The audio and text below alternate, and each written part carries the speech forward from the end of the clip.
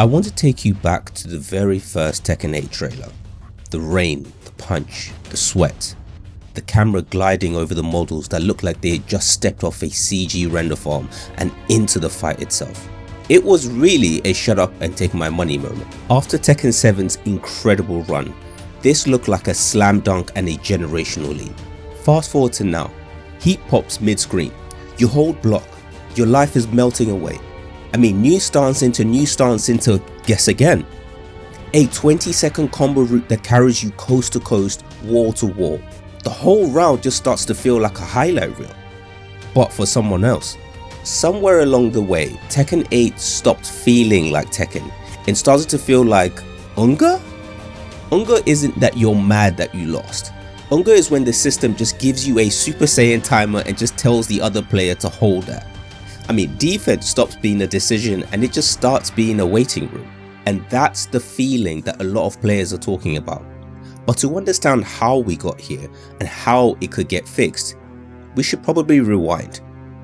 Tekken has had a few everybody knows this game moments. Tekken 3 on PlayStation blew the doors open. I mean, I remember this vividly when it came out. Tag M5 made lab monsters out of everyone. And 7 was the one that really broke into the mainstream era. It lived forever. Arcade, console, PC, tournaments every weekend. Trickles of DLCs that came in whether you loved it or hate it, but it kept the conversation going. But the real glue was that Tekken 7 still felt like Tekken. You played your opponent as much as you played the character. You could slow the game down, you could step back, backdash, take turns. It was a footsie game. So when 8 rolled out with its jaw-dropping trailer, the expectations wasn't just prettier models. It was same soul, new engine, just brought into the new dimension. And I don't want to hand-wave just how difficult that is. Moving a decades-old series onto new tech with competitive expectations, a global audience, and a content treadmill. It's pretty brutal. You're threading a needle between accessibility, expression, and esports watchability. You're shipping a TV show and a fighting game at the same time. After Tekken 7 became the best-selling Tekken ever, I mean 12 million plus, the mandate for 8 wasn't more of the same. It was go bigger, launch everywhere, and don't lose the soul. Now, Tekken 7 Japanese arcades in March 2015, then updated to Fated Retribution in July 2016, and only after that did the console and PC release arrive in 2017. This essentially meant that Tekken 7 had years of arcade versions to sand down any issues that it had. Unfortunately, Tekken 8 didn't. For the first time in mainline Tekken, the team would have to build for simultaneous worldwide console and PC launch. Now, that forced them to rethink how they would prototype, balance, and ship. And that is not a small process. Katsuhiro Harada, the chief producer, and Kohei Nakatsu Ikeda, the director, have been pretty open about how different this project was. Tekken 7's initial arcade build was about 10% of Tekken 8's in scope and cost. I want you to read that again. The starter version of 7 was a tenth of what 8 had to be at version 1. Harada also compared Tekken 8's cost to those of the original Tekken games from the 90s. Tekken 1 in 1994, Tekken 2 in 1995, Tekken 3 in 1997. I mean, he estimated that the Tekken 8's development cost was about 10 times higher than those of the earlier titles. No arcade safety net, no region by region soft launch, just one giant first impression to the whole world. That's why 8's debut had so much spectacle baked in. Heat, bigger visuals, louder hit sparks, longer camera works. I mean, the team needed a statement that landed on day one. Big swing first and then just iterate later.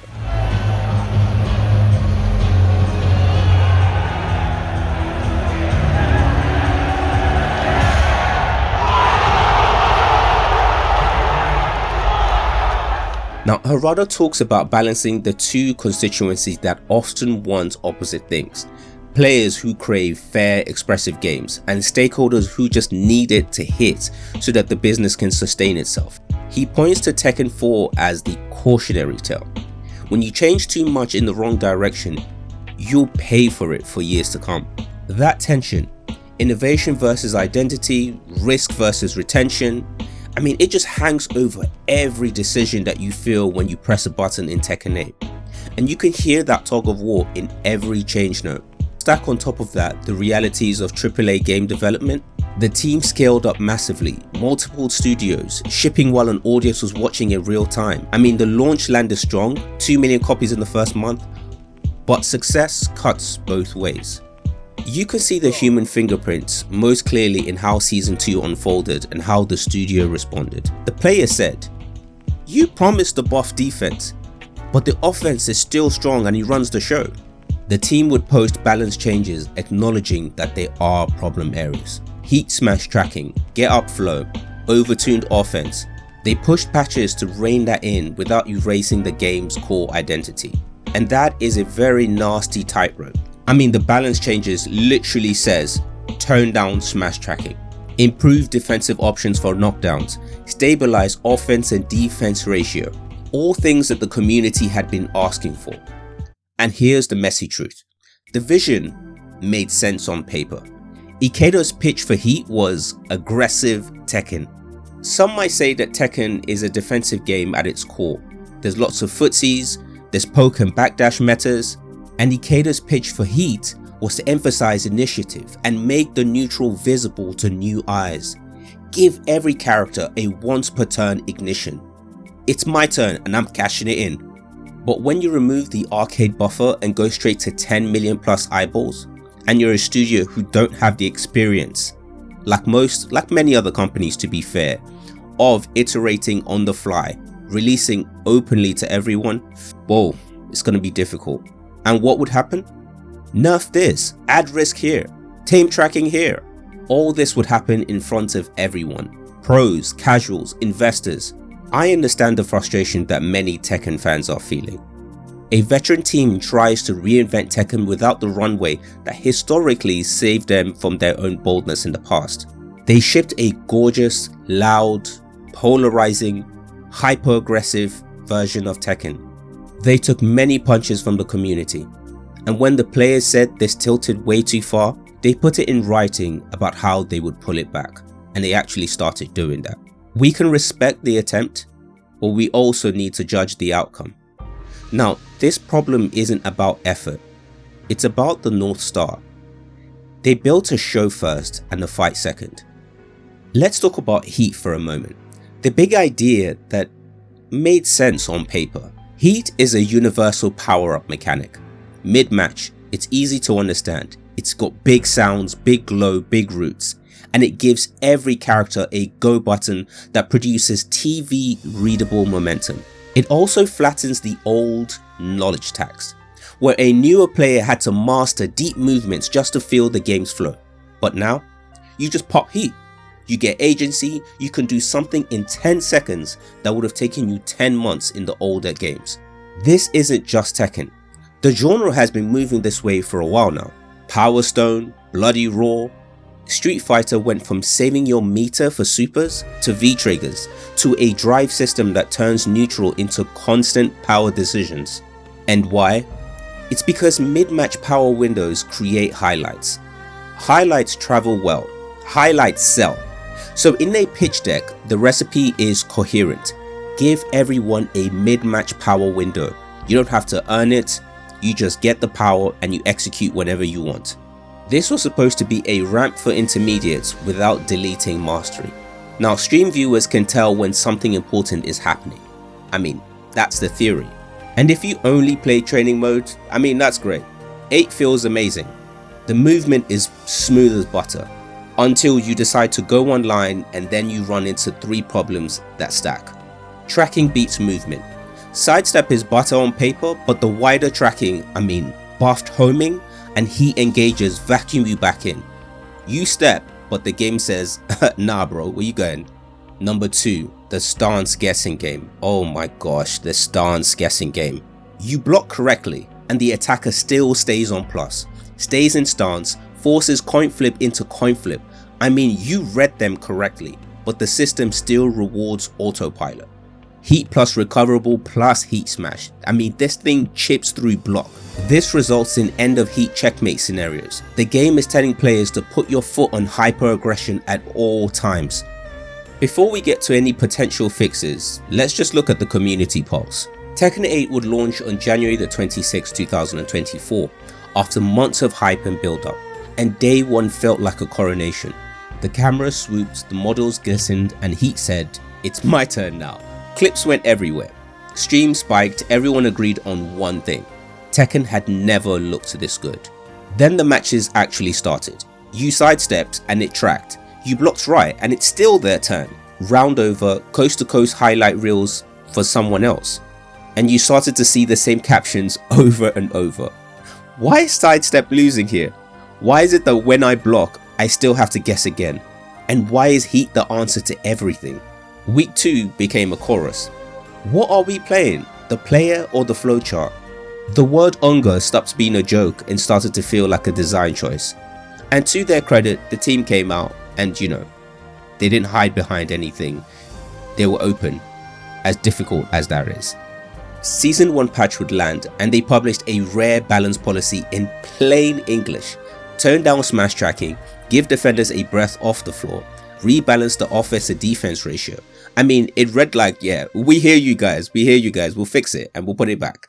The patches landed, the players tested it out, and yeah, some of the numbers moved, some stuff was erased, and yet, the round to round feeling just kept slipping. You'd hold a clean block and then you'd eat a second scripted guess, and oh my god, characters who were just stacked with stance into stance until the only option left was just to either you bet with them or you die trying. By season 2, it was whiplash. The messaging said defense, but the matches just kept saying keep going. And top players would spell it out between sets. The momentum is just too cheap, and they don't end, and the reads just don't play. So here we are. Not a collapse, but more of a crossroads. A community that's tired of hearing defense in patch notes and not in the actual game itself, and a dev team that has shown that they'll swing. Now they're being asked to swing harder and cleaner. But I want you to think about your last 5 ranked losses. Did you lose to them, or did you lose to a tree that you could feel coming but you couldn't legally interrupt? If you said tree more than them, then that's the point of the whole video. End the autopilot, make movements actually matter, and let the rounds breathe. Because the show is great, but Tekken Soul is 2 humans reading each other, not 2 scripts reading you. And no, the community doesn't need new DLCs, new guest characters. It's not about that. There is a structural issues here that needs to be resolved. This is a legendary franchise. It's got amazing characters that we love and we've grown up with. Jin, Kazuya, Heihachi, Armor King, Nina, Anna, Yoshimitsu, and many, many more. Keep your guest characters, but just give us a way to play the player again. And none of that means revert the game back to 7. It just means fix the structure, not the wardrobe. From my last video, Street Fighter sold the service. They perfected the live service model with Street Fighter 6. Keep coming back every time Capcom rings the bell. Tekken 8's potential sin was selling spectacle. Make every round broadcast ready, turn it into a Michael Bay movie. Now we've taken a timeline as to how we actually got here, but let's talk about esports for a second. And is it actually working? Are people actually still playing this game? Evo as the thermometer. Now in Evo 2024, Tekken 8 pulled in around 4,651 entrants. That's enormous for a first year's bracket. Evo 2025, they pulled in around 2,521. That's nearly half. The show got louder, but the line got a lot shorter. If Evo 2024 was the coronation of Tekken 8 on the big stage, 2025 unfortunately was a reality check. Tekken also runs a similar model to Capcom Cup. Its backbone is the Tekken World Tour. The publisher runs year-round points, clear tiers such as Dojo, Challenger, Master, Master Plus, and then the finals. It gives the pros something to grind, TO something to anchor, and sponsors something to buy. And then with the next layer after that is the Esports World Cup. This is a Saudi-backed mega event, big stages, big checks. I mean, it doesn't fix the balance issues or the goodwill that's been lost, but it keeps the top talent orbiting and puts Tekken on the mainstream timelines for at least a few more weekends every year. And for layer 3, you've got open big bracket majors such as Combo Breaker, CEO and EVO. When the game is vibing, these all explode. And when the mood turns, attendance and not viewership are usually the first to take a massive hit. And I tell you what, the mood has definitely turned. So to ask the question, is Tekken Esports alive? Yes, but it's on 3 legs. A publisher circuit with guaranteed storylines, a global super event pouring oxygen onto prize pools, and a still massive, if not a little bit smaller, open scene. Put in one sentence, Tekken Esports isn't dying. It's propped. I mean, it's not flying, and it's probably, or let's say potentially, one really good patch away from explosive liftoff. So here's a non-techie version for how they could turn 3 knobs so that Tekken starts to feel like Tekken again. Number 1, end autopilot turns. If I block your big flashy move, that turn should end. No more block and it's still their turn, and guess what? Guess again. Make the cash out end momentum and not start a new coin flip. Number 2, make movement actually count. Good sidesteps should actually dodge things, and dial back the worst auto tracking. Step 3, actually let the rounds breathe. Trim one combo extender across the board and soften chip damage outside of the true super movements. Shorter routes, fewer 20-second reels, and more chances to actually think. And personally, I would love to see the option of having a classic neutral version of the game. I mean, we could have one main version, or then we could tune it up to have a secondary version without heat smash or anything like that. Just typical old school Tekken. Now, before we swing the big hammer and answer the question as to whether Tekken 8 sold its soul for broadcast and flashiness, let's check Namco's own books. Tekken 8 didn't stumble out of the gate. It actually blasted past 2 million in weeks and cleared 3 million inside year 1. And that has been faster than 7. On the corporate side, when you read Bandai Namco's financial reports, the digital segment, this is the bucket that Tekken lives in. And I tell you what, it's posting profits. The integrated report literally calls Tekken 8 a notable success. And that is not bankruptcy language. Harada says Tekken 8's dev cost is 2 to 3 times Tekken 7. And after some in-depth research, they're likely landing between $50 to $80 million based on industry math, plus a $50 million marketing blitz. I would ballpark between the $100 million to $130 million total. Now, 3 million units at $60 to $70 pulls in about $180 to $210 million gross.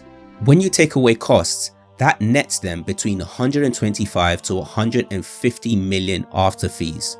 DLCs like $6 characters and $5 stages adds millions more. Execs are happy and sales hit break even, and as long as the esports pack streams, Tekken 7's long tail proves that gripes don't actually kill growth. I mean, yes, the community ranting about Unga and paid stages, that stings, but they actually don't tank revenue. And on a more personal note, as someone who's been in the gaming program delivery space for over 10 years, I've been responsible for leading teams in large budgets and having conversations in boardrooms when a game is making money versus when the game isn't making money. And I tell you what, it's night and day. Execs will happily eat some community gripes as long as the sales are coming in. Unfortunately, that leaves people like Harada and Ikeda as the public punching bag. And trust me, it's truly not a fun position to be in. So here's my answer. Did Tekken 8 sell its soul for broadcaster and the spectacle? I don't think it sold its soul. I think it pawned it.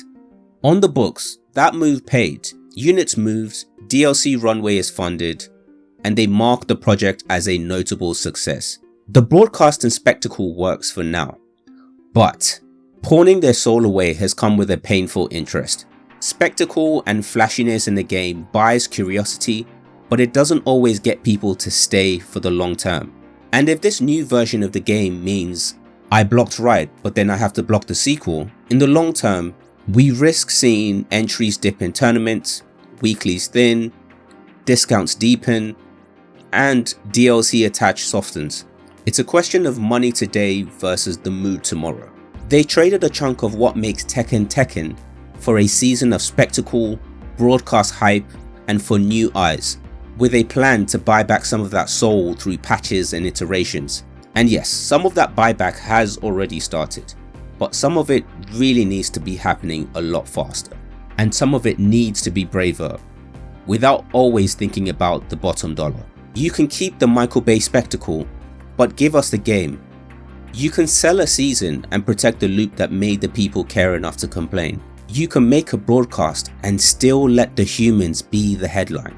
I'm not asking for 7 back, I'm just asking for Tekken back. If Tekken 8 sold the spectacle and Street Fighter sold us the live service, what exactly did Mortal Kombat 1 sell? And what exactly did it cost them? Unfortunately, I believe we're seeing a trend that will continue to grow. Technical games become more of spectacles, broadcast and hype being prioritized over skill level, and the simplification of systems across the board. And that's the scary part. Tekken went from being one of the most technical fighters in the world to joining the modernization arms race. And I believe Tekken 8 is proof of what's to come across the entire industry. The days of the technical fighter is dead. We're in a new era now. An era of flash, an era of broadcast revenues, and an era of where profits is the priority. I didn't make this video to bash the Bandai Namco team, because I don't envy the position that they're in. I've been in a similar position to them. I know what it's like to have an executive team breathing down your neck. Profits are the only things that matter, and I've had to have very difficult conversations when you become the punching bag of the project. It's not an easy or a fun position to be in. I believe future iterations of games will get simpler, more flashy, and more broadcast ready. But I also believe that it doesn't have to be all or nothing. We can strike the balance between technical fighters and open, accessible games for people. But what do you think? Are we forever relegated to playing flashier, dumber, simpler games? Or do you think there is a middle ground where developers can make money but also keep some of the technical parts and make games accessible for everybody? That's the question I have to all of you.